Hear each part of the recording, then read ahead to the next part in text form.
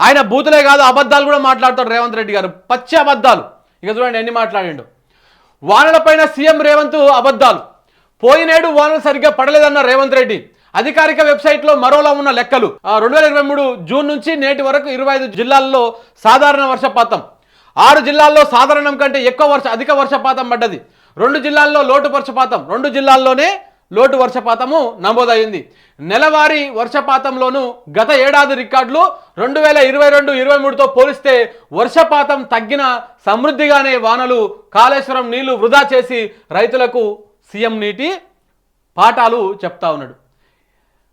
రేవంత్ రెడ్డి, నీకు తెలియకపోతే తెలుసుకో, నువ్వు అప్పుడు అధికారంలో లేవు కాబట్టి నీకు అధికారం కోసం ఏం చేయాలి అనేటువంటిది నువ్వు తిరుపతి పోయి చంద్రబాబును కలిసి కుట్రలు చేసే దాంట్లో పడ్డావు. గత సంవత్సరం వర్షాలు పడ్డాయా లేవా అనేది ఆ సోయి నీకు లేదు. ఎందుకంటే మనము ప్రభుత్వం మీద ఒక నెగిటివ్ ఇంపాక్ట్ క్రియేట్ చేసి మనకున్నటువంటి మీడియా సామ్రాజ్యాన్ని ఏబిఎన్ కావచ్చు, ఎన్టీవీ కావచ్చు, TV5 కావచ్చు, ఇట్లాంటివి అన్నింటివి ఒక కుల వర్గానికి సంబంధించినటువంటి మీడియాని యూజ్ చేసుకొని, పత్రికలను యూజ్ చేసుకొని ఇక్కడి ప్రభుత్వం మీద విష ప్రచారం చేసి మనం అధికారంలోకి రావడం కోసం ఎలా రావాలి, ఏ విధంగా రావాలని తిరుపతిలో కూర్చొని నెలకొకసారి నువ్వు చంద్రబాబుతోని రహస్య మీటింగులు చేసుకునే దాంట్లో బిజీగా ఉన్నావు. తెలంగాణ రాష్ట్రంలో వర్షాలు పడ్డాయా లేవా, గత ఏడాది ఎంత వర్షపాతం నమోదైంది, ఎంత రైతాంగం ఎంత వరి పండించింది, ఎంత దిగుబడి వచ్చింది, ఎంత సాగైంది, ఎన్ని ఎకరాలు సాగైంది, ఇవేవి కూడా నీకు ఆ లెక్కల మీద సోయి ఉండదు. ఎందుకంటే నువ్వు కుట్ర చేసే దాంట్లో ఉన్నావు, ఆ కుట్రలో విజయవంతమైనవు, తెలంగాణ ప్రజలను మోసం చేసినావు. ఇలా అధికారం ఎక్కి కూర్చొని ఇలా ఈ గడ్డ మీద, తెలంగాణ గడ్డ మీద చంద్రబాబుకున్నటువంటి కోపాన్ని, చంద్రబాబుకున్నటువంటి ఆక్రోశాన్ని నీ రూపంలో తీర్చుకుంటున్నావు. అది అర్థమవుతా ఉంది. చెప్పేది నిజమైనా అబద్ధమైనా సరే తడబడకుండా చెప్పాలి. అది చూసిన వాళ్ళు, విన్న వాళ్ళు నిజమే అని నమ్మేయాలి. పాలకుల తప్పు ఏమీ లేదని ఊరుకోవాలి. ప్రస్తుతం ముఖ్యమంత్రి రేవంత్ రెడ్డి చేస్తున్న ప్రయత్నాలు ఇలాగే కనిపిస్తున్నాయి. ప్రాజెక్టు విషయంలో నిన్నమొన్నటి దాకా గత పాలకులను నిందించిన ఆయన ఇప్పుడు ఏకంగా వానలు కూడా నిందించడం మొదలుపెట్టాడు. అంటే వానలు కూడా పడడం లేదని వానదేవుణ్ణి కూడా నిందిస్తూ ఉన్నాడు అనమాట. సాగునీటికి ప్రజలు పడుతున్నటువంటి ఇబ్బందులను తీర్చాల్సింది పోయి అబద్ధాలు చెప్పి తప్పుదారు పట్టించేటువంటి ప్రయత్నాలు చేస్తూ ఉన్నారు. ఏందా అబద్ధాలు అంటే, పోయినసారి వానలే వల్లేదని చెప్పేసి. వానలు వల్లేదా పోయినసారి? ఏముంది పోయినసారి వానలే వల్లేదని ఏడుంది బయట? ఇదేనా? ఇంకా చూడండి, కరువు పరిస్థితులు ఎందుకున్నాయి ఈసారి? మన లెగ్గు మహత్యం. చంద్రబాబు లెగ్గు వ్యక్తి రోజులు దరిద్రం పట్టుకుంది రాష్ట్రానికి. అప్పుడు చంద్రబాబు లెగ్గు ఎంత దరిద్రం అంటే ఆ బొల్లి అంత దరిద్రం. ఆ లెగ్గు పెట్టి ఎప్పుడైతే కుర్చీలో కూర్చున్నాడో మొత్తం రాష్ట్రానికి దరిద్రం శని పట్టుకొని 1 సంవత్సరం వర్షాలు వల్లే. అలాంటి శని నీ రూపంలో వచ్చి తెలంగాణ గడ్డ మీద కూర్చుంది. అలా మాకు కూడా అదే దరిద్రం పట్టుకుంది. ఏడదూష్ట పొలాలు ఎండిపోతా ఉన్నాయి, ఏడదూష్ట పాపం పొట్టకొచ్చినటువంటి శనిను బర్రెలు మేపుకుంటా ఉన్నారు, గొర్రెలు మేపుకుంటా ఉన్నారు, పశువులకు ఒరి లెక్క కోసేస్తూ ఉన్నారు, గడ్డి లెక్క పచ్చిగడ్డి కోసేస్తూ ఉన్నారు. అది నీ లెగ్గు మహత్యం రేవంత్ రెడ్డి గారు. అది మేము ఏనాటి చేసుకున్నటువంటి పాపమో ఏమో తెలియదు, కానీ నీ లెగ్గు మహత్యం ఆ విధంగా ఉంది. ఇంకా మళ్ళీ ఏమీ లేకుండా వచ్చి చెప్పుకోవడం వల్ల ఇట్లా చెప్పుకుంటే ఇజ్జత్ పోతుంది నాది అని చెప్పేసి చెప్పుకోవా, ఆలోచన చేయవా? ఎదుడు ఈసారి కరువు పరిస్థితులు ఉన్నాయి. పోయిన సంవత్సరం సరైన వర్షపాతం లేకపోవడం వల్ల ఈ రోజు రిజర్వాయర్లలో నీళ్లు కూడా అడగంటిపోయినాయి. నీటి సమస్య కూడా తీవ్రంగా ఉన్నది. కరీంనగర్ ప్రాంతంలో, ఖమ్మం ప్రాంతంలో, నల్గొండ ప్రాంతంలో, మహబూబ్నగర్ ప్రాంతంలో మన వాళ్ళు రిజర్వాయర్ల నుంచి నీళ్లు వదలాలి అన్న డిమాండ్ వస్తుంది. మన వాళ్ళు వదలాలనే డిమాండ్ వస్తుందంటే నువ్వు ఏడ ఉంచినావని ఉన్న తెలంగాణ ప్రాజెక్టులను తీసుకపోయి ఏపీకి అప్పచెప్పొస్తేవి, ఆ ప్రాజెక్టులను తీసుకపోయి ఆంధ్రోని చేతిలో పెట్టి వస్తేవి, కేంద్రం చేతిలో పెట్టి వస్తేవి. ఇంకా నువ్వు ఏడ నీకు తెలంగాణ మీద సోయి ఉంది? ఏడ తెలంగాణ మీద నీకు ప్రేమ ఉంది? యాడికెళ్ళి ఉంది చెప్పు? సో కాబట్టి ఈ విధంగా ఉందన్నమాట నా వ్యవహారం. ఇట్లా అబద్ధాలు చెప్పుడు. ఒకసారి రికార్డులు అఫీషియల్ రికార్డులకు పోతేనేమో అద్భుతంగా వర్షాలు పడ్డాయి, అద్భుతంగా ఉంది అని చెప్పేసి. దీంతో పాటు ఇవాళ ఇదే మేడిగడ్డ మీద ఈకలు వీక్తున్నటువంటి రేవంత్ రెడ్డి బ్యాచ్ అర్థం చేసుకోవాల్సినటువంటి విషయం ఏంటంటే, పోయినసారి 500 సంవత్సరాల టైంలో ఎంత వరద వచ్చిందో అంత దానికి మించినటువంటి రికార్డు స్థాయిలో పోయినసారి గోదావరిలో వరద పోయింది. అంటే అంత భారీ ఎత్తున వర్షాలు పడ్డాయి, ఇక చూడండి చాలా ఉన్నాయి ఇందులో. 2023 జూన్ నుంచి ఇప్పటి వరకు రాష్ట్రం 25 జిల్లాల్లో సాధారణ వర్షపాతం నమోదైంది. 6 జిల్లాల్లో సాధారణం కంటే అధిక వర్షపాతం రికార్డ్ అయింది. నిర్మల్, నిజామాబాదు, జయశంకర్, భూపాలపల్లి, రాజన్న సిరిసిల్ల, మెదక్, సిద్దిపేటలో 20% నుంచి 27% వరకు అధిక వర్షపాతం నమోదైందని Telangana state development planning society వెబ్సైట్లోనే ఉంది. ఇట్లా దీంతో పాటు ఇది ఏ ఊరా ఇది? ఇక చూడండి, ఇగో వర్షాలు ఎంత ఏ విధంగా ఉన్నాయో ఇక్కడ చూడు. పోయినసారి ఎట్టెట్ట పడ్డాయో వర్షాలు.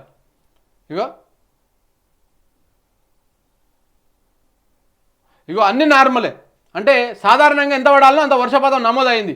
జస్ట్ 2 జిల్లాలు జోగులాంబ, గద్వాల, నాగర్ కర్నూలు మాత్రమే వర్షాలు సరిగ్గా పడలే. మిగతా అన్ని జిల్లాల్లో చాలా అద్భుతంగా పడ్డాయి. ఇంకా అధిక వర్షపాతం పడ్డదైతే నిర్మల్లో, నిజామాబాదులో, జయశంకర్ భూపాలపల్లి జిల్లాలో, రాజన్న సిరిసిల్ల జిల్లాలో, మెదక్ జిల్లాలో, సిద్దిపేటలో అయితే జోరుగా వర్షాలు పడ్డాయి. అంటే మొత్తం పోయినసారి అంతా ఈ అన్ని జిల్లాలని సరాసరి 33 జిల్లాలని అండ్ యావరేజ్ చేసుకుంటే రాష్ట్రంలో సరైనటువంటి వర్షపాతమే నమోదైంది. కానీ మన రాష్ట్ర ముఖ్యమంత్రి ఏమో అబద్ధాలు చెప్తా ఉన్నాడు. ఇంకా ఇప్పుడు చెప్పాలి మీరు. ఇప్పుడు మొన్నటి దాకా ఏం చెప్పిండు? ఈ ప్రాజెక్టుల మీద ఈకలు వీకుదాము, తోకలు వీకుదాం అనేటువంటి ప్రయత్నం చేసిండు. ఎంత వీకినాడు ఏం దొరకలేదురా నాయన అని చెప్పేసి ఇప్పుడు ఏం చేసిండు? వర్షాలను నిందించడం మొదలుపెట్టిండు. ఈ విధంగా ఉందన్నమాట ఈయన వ్యవహారం. పోయినేడు వానలు లేక ఈసారి కరువు వచ్చింది. రైతు నేస్తం ప్రారంభ సభలో సీఎం రేవంత్ రెడ్డి పోయినేడు వానలు లేక రిజర్వాయర్లు అడుగంటినాయి. ఎండాకాలంలో తాగునీటి కష్టాలు లేకుండా చూస్తాం. కరువును మనందరం కలిసికట్టుగా ఎదుర్కొందాం. తక్కువ నీటితో సాగయ్యే పంటలను వేయాలని సూచన. ఉన్న నీళ్ళనే రైతులకు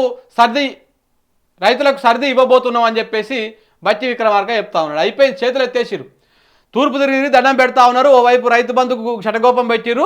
ఇప్పుడు ఇక నీళ్లు కూడా లేవు, ఏమి లేవు, కరువు వచ్చింది. ఇక తక్కువ నీళ్ళు అవసరం వచ్చేటువంటి పంటలు వేసుకోండి అని చెప్తా ఉన్నారంట. నేను ఒక వార్త చూపిస్తాను మీకు. ఇక మెల్లమెల్లగా మనకు కూడా ఈ రోజు రాబోతా ఉంది. యాడ్లకైతే ఏం తక్కువ లేదు. ఇగో ఈయన ఏమంటున్నాడు చూస్తారా? గీడ కాంగ్రెస్ ప్రభుత్వమే కర్ణాటకలో ఏం చెప్తుంది అనుకుంటున్నాం? గిట్లా స్నానం చేయకుర్రి గుడ్డతోని తుడుచుకోండి, బెంగళూరులో కొన్ని అపార్ట్మెంట్లో రూల్స్, నీటి కొరత తీవ్రం, కార్లు కడగొద్దు, పేపర్ ప్లేట్లే వాడాలని కూడా గేటెడ్ కమ్యూనిటీలో రేషన్ పద్ధతిలో కూడా నీళ్ళ సరఫరాకు కూడా ప్లాన్ చేస్తూ ఉన్నారంట. అంటే చూడండి, మన ఈ పక్క రాష్ట్రం కర్ణాటకను చూసే ఈడ తెలంగాణ దరిద్రానికి కాంగ్రెస్ తెచ్చుకున్నాం మనం. ప్రజలు పక్క రాష్ట్రంలో కాంగ్రెస్ వచ్చినాక గావుపుతోటే ఈడ దరిద్రానికి మనకు కాంగ్రెస్ వచ్చి పడ్డది. లేకపోతే కాంగ్రెస్ లేదు, ఏం లేదు, దీని బతుకంతా బస్టాండ్ అవుతూ ఉండే.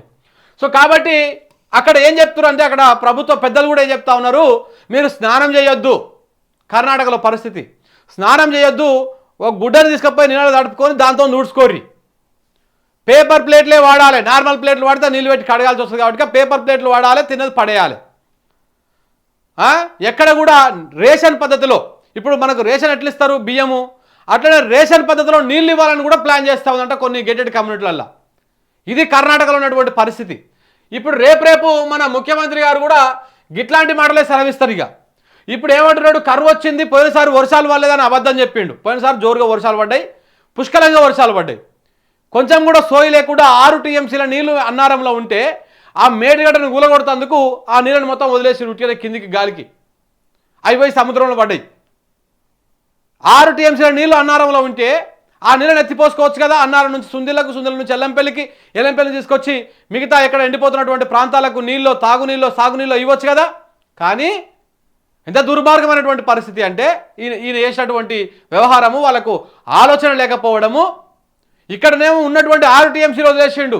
ఇక్కడ నాగార్జున సాగర్ మీదనేమో మనకు తాగుతందుకు నీళ్ళు తీసుకోవడానికి హక్కు లేదంట, కానీ ఏపీకి మాత్రం 3 TMCల నీళ్లను దారదత్తం చేసేసిండు.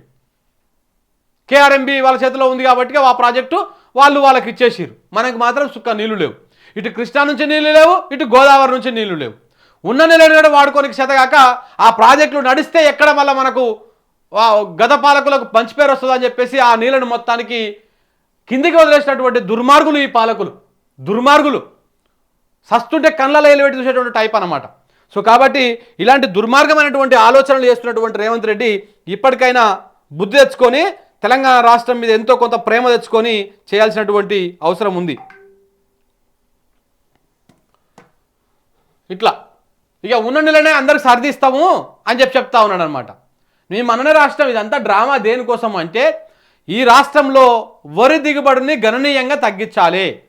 వరి దిగుబడి పెరిగిందనుకో మళ్ళా క్వింటాకు 500 రూపాయలు బోనస్ ఇవ్వాల్సి వస్తుంది. ఈ సన్నాసులు చెప్పారు. మళ్ళీ ఆ బోనస్ ఏడుకెళ్ళి ఇవ్వాలి. అందుకనే ఏం చేస్తారు, ఇప్పుడు దాన్ని మొత్తం పూర్తి స్థాయిలో తగ్గించేందుకు ఇలాంటి ప్రయత్నం చేస్తూ ఉన్నారు. అయిపోయింది, వీళ్ళతో ఏది కాదు, ఇక చేతులు ఎత్తేసారు అనమాట. చేతులు ఎత్తేసి ఇక మాతోని కాదు పాలన అని చెప్తా ఉన్నారు. ఇక మనం ఇప్పుడు ఏం చేయాలంటే ప్రజలను గుర్తుపెట్టుకోండి, ఇప్పుడు మన ముందు ఒక పెద్ద బ్రహ్మాస్త్రం ఉంది. ఏందా బ్రహ్మాస్త్రం? రేపు పార్లమెంట్ ఎన్నికల్లో కాంగ్రెస్ పార్టీని బొంద పెడితే తప్ప ఈ తెలంగాణ ప్రాంతం బాగుపడదు. ఇది నిజం. కాంగ్రెస్ పార్టీ ఎట్ట బొంద పెట్టాలి? నువ్వు తీసుకుపోయి ఏమి పెద్ద మనము కష్టపడాల్సినటువంటి అవసరం లేదు. జస్ట్ ఓటు కాంగ్రెస్ పార్టీకి వేయొద్దు. ఎందుకు వేయొద్దు అంటే ఆల్రెడీ ఓటు వేసినాం, గెలిపించినాం, అని కూర్చోబెట్టాం. కూర్చీలో కూర్చోబెట్టినాక కుర్చీలో కూర్చున్నదాక అమ్మ అక్క అని మన కాళ్ళు మొక్కిండు. అక్క నీకు 2000 వస్తుంది పింఛన్, నేను 4000 చేస్తా అన్నాడు. అది చెయ్యలే. అందరికీ కరెంటు బిల్లు ఫ్రీ ఇస్తా అన్నాడు. అది కూడా అయ్యలే. ఏమన్నా ఒకరిద్దరికి ఇచ్చి చేతులు దులుపుకున్నాడు. ప్రతి ఒక్కరికి 500 రూపాయలకే గ్యాస్ సిలిండర్ అన్నాడు. ఎవరికి వస్తలేదు. సో ఈ లెక్క ప్రకారము ఏం చేస్తా ఉన్నాడు, ఇవన్నీ చెప్పిండు, మోసం చేసిండు. పైనకి కూర్చున్నాక మళ్ళీ రేషన్ కార్డు అని లింక్ పెట్టిండు. ఇప్పుడు ఏందో కొత్తగా ఐటీ ఉండొద్దంట, రేషన్ కార్డు ఉండాలంట, ఇంట్లో కారు ఉండొద్దంట, బైక్ ఉండొద్దంట, ఏముండొద్దంట. ఇక రైతులకు బైకులు కొనుక్కోవద్దు. రైతులు ఎవడన్నా హైదరాబాద్లో చిన్న చితక ఇల్లు కొనుక్కోవాలనుకుంటే ఓ ఐటీ కట్టుకుంటే లోన్లు వస్తాయి కాబట్టి ఐటీలు కట్టుకోవద్దు. ఈ ఐటీ కట్టుకున్న పాపానికి ఉన్న రైతు బంధు పోతుంది, అన్నీ పోతాయి అన్నట్టు. సో ఈ లెక్క ప్రకారం అన్ని మోసాలు చేస్తూ ఉన్నాడు. కాబట్టి మనం రేపు పార్లమెంట్ ఎన్నికల్లో ఏం చేయాలంటే కాంగ్రెస్ పార్టీకి బుద్ధి చెప్పాలి. కాంగ్రెస్ పార్టీకి బుద్ధి చెప్పాలంటే కాంగ్రెస్ పార్టీకి ఓటు వేయొద్దు. ఇంకా ఏ పార్టీలకైనా ఓట్లు వేసుకోవాలి. ప్రతిపక్ష పార్టీలు ఉన్నాయి కదా, అన్నింటికి ఓటు వేసుకోవాలి. కాంగ్రెస్ పార్టీకి ఓటు వేసినాం అనుకో, ఓహో నేను రైతు బంధు ఇవ్వకపోయినా నాకే వేస్తుర్రు ఓట్లు ప్రజలు. రైతు బంధు ఇవ్వకపోయినా నాకే వేస్తుర్రు, పెన్షన్ పెంచకపోయినా నాకే వేస్తున్నారు ఓట్లు, కాంగ్రెస్ పార్టీకే వేస్తున్నారు. అందరికి కరెంటు బిల్లు ఇస్తా, అందరికి ఫ్రీ కరెంట్ ఇస్తా అని ఓ 10 మందికి 100 మందిలో 10 మందికి సరిగ్గా ఇవ్వకపోయినా కానీ నాకే ఓట్లు వేస్తున్నారు. కాబట్టి మళ్ళీ మనం మొత్తానికి ఇచ్చిన వాళ్ళకి కూడా బంధు పెట్టినా కానీ ఏం కాదు, ఇంకా దీన్ని తగ్గించినా కానీ ఏం కాదు అనేటువంటి అల్టిమేటం వాళ్ళకి వెళ్ళిపోతుంది. అంటే మనం అలాంటి రెఫరెండం ఇచ్చినట్టు అనమాట. రేపు పార్లమెంట్ ఎన్నికల్లో వాళ్ళకు బుద్ధి చెప్తేనేమో 200% ఈ రాష్ట్రం ఎంతో కొంత బాగుపడుతుంది. వాళ్ళు ఇప్పుడు ఏవైతే విర్రవీగుతా ఉన్నారో మాకు అధికారం కట్టబెట్టిర్రు అని చెప్పేసి ఆ విర్రవీగుడు జర తగ్గించాలి. మరీ ముఖ్యంగా దక్షిణ తెలంగాణ ప్రాంతంలో ఉన్నటువంటి బిడ్డలు, పాలమూరు బిడ్డలు కావచ్చు, నల్గొండ బిడ్డలు కావచ్చు, ఖమ్మం బిడ్డలు కావచ్చు, ఈ 3 జిల్లాల బిడ్డలు 100% వాళ్ళకు బుద్ధి చెప్పాల్సినటువంటి అవసరం ఉంది. ఎందుకంటే ఒకసారి మనము ఈ 3 జిల్లాల ప్రజలమే మనం మోసపోయినాం, ఆగమైపోయినాం. కాబట్టి మళ్ళీ మనమే దాన్ని సరి చేసుకోవాల్సినటువంటి అవసరం, ఆ బాధ్యత మన మీద ఉంటుంది. నల్లగొండలో 12 నియోజకవర్గాలు ఉంటే 11 నియోజకవర్గాలు గెలిపించడం ఈ కాంగ్రెస్ వాళ్ళని. కానీ ఆ గెలిపించిన పాపానికి మనకు తాగే నీళ్లు రావడం లేదు. కృష్ణా నీళ్లు ఏపీకి వదిలేసిండు, మనలా ఆగం చేసి మనలా ఆగం పట్టిస్తూ ఉన్నాడు. మళ్ళీ ఫ్లోరోసిస్ వచ్చేటువంటి ప్రమాదం కనపడతా ఉంది. సో కాబట్టి మనం దాన్ని సరి చేసుకోవాల్సినటువంటి అవసరం ఇప్పుడు ఉంది. సేమ్ అలాగే పాలమూరు, వలసల పాలమూరుని పచ్చటి పాలమూరుగా మారినటువంటి పాలమూరు మళ్ళా మోసపోయి కాంగ్రెస్ వంచన చేరింది. ఇవాళ అలాంటి మోసాన్ని మళ్ళీ సరి చేసుకోవాలంటే ఆ కాంగ్రెస్ పార్టీకి మనం బుద్ధి చెప్పాలి. పాలమూరు జిల్లాలో 2 పార్లమెంట్ నియోజకవర్గాలు ఉన్నాయి. పాలమూరులో మహబూబ్ నగర్ 1, నాగర్ కర్నూలు 1. రెండింటిలో కనీసం ఒక బుద్ధి చెప్తే వాళ్ళకు జర్ర ఒళ్ళు దగ్గర పెట్టుకొని రేవంత్ రెడ్డికి బల్పు మాటలు తగ్గించి జర ప్రజలకు అందుబాటులోకి వచ్చి, వామ్మో నేనేమో అనుకున్న చంద్రబాబును చూసుకొని నా మీడియా ఏబిఎన్ని, ఆంధ్రజ్యోతిని, TV5ని, ఈ కమ్మ సామాజిక వర్గం పెత్తందారులు అందరిని చూసుకొని ఎగిరినా కానీ ప్రజలు నన్ను తంతే మళ్ళీ నేను వచ్చి నేలకు పడ్డా. కాబట్టి ప్రజలను అంటిపెట్టుకొని పాలన చేయాలి, ప్రజలను చూసుకుంటా పాలన చేయాలి, కడుపులో భయం పెట్టుకొని పాలన చేయాలని చెప్పేసి అప్పుడు జర్ర ఒదిగొస్తాడు, జర్ర అదిగొస్తాడు. లేకపోతే ఈ నోరుకు ఇంకా అద్దు ఉండదు, అడుపు ఉండడు. ఇలా కొడకల్లారా అన్నాడు, లేపు ఇంకా ఏదని అంటాడు, మన ఆడోళ్ళని తిడతాడు, ఇంకా ఇష్టం వచ్చినట్టు తిడతాడు. సో కాబట్టి ఈ విధంగా చేయాలంటే మనం ఏం చేయాలి, రేపు పార్లమెంట్ ఎన్నికల్లో వీళ్ళకి కొంచెం అంత బుద్ధి చెప్పాలి, జర్ర సురుకులు పెట్టాలి. సురుకులు పెట్టకపోతే ఇక మనల్ని ఎవడు కాపాడలేడు. తెలంగాణ ప్రాంతాన్ని ఏ దేవుడు వచ్చినా కానీ కాపాడలేడు. కాంగ్రెస్ అనేది దేవునికి మించినటువంటి రక్కసి అనమాట. చాలా దారుణంగా ఉంటుంది. 60 ఏళ్ళు మనం గోసపడ్డాం. సో కాబట్టి ఈ వచ్చే పార్లమెంట్ ఎన్నికల్లో దానికి బుద్ధి చెప్తే తప్ప మన రాష్ట్రం బాగుపడదు. బాగుపడడం పక్కన పెట్టు, జర నిమ్మలంగా ఉండదు. వీళ్ళకు ఇప్పుడు ఎంతసేపు ఉన్నా దోసుకోవాలి. ఇలా అన్న దందా ఉంటుంది. ఇలా 3 గంటలకు 3:30కు వీళ్ళన్న దందా ఉంది. ఆల్రెడీ అంతా చేసి పెట్టినాము అంతే, అంతే ఎడిటింగ్ అంతా అయిపోయింది, ఎన్ని బూతులు మాట్లాడిండు అంటే ఆడియోలో ఉన్నది మీకు టెక్స్ట్ రూపంలో కూడా ఇస్తూ ఉన్నాం. అందుకని నిన్ననే రిలీజ్ చేద్దాం అనుకున్నా కానీ కాలే. వీళ్ళ అన్న దందా ఎట్లా చేస్తూ ఉన్నాడు, వీళ్ళ తమ్ముడు దందాలు ఎట్లా చేస్తూ ఉన్నాడు, ఒక్కడొక్కటి బయటకు వస్తూ ఉంటాయి. ఇలా వీళ్ళ అన్న తిరుపతి రెడ్డి గారి భాగవతం 3 గంటలకు రిలీజ్ చేస్తాం మిత్రులారా, చూడండి. సో అట్లా ఈ విధంగా ఉంది కాబట్టి ఆయనకు బుద్ధి చెప్పాల్సినటువంటి అవసరం ఎంతైనా ఉంది.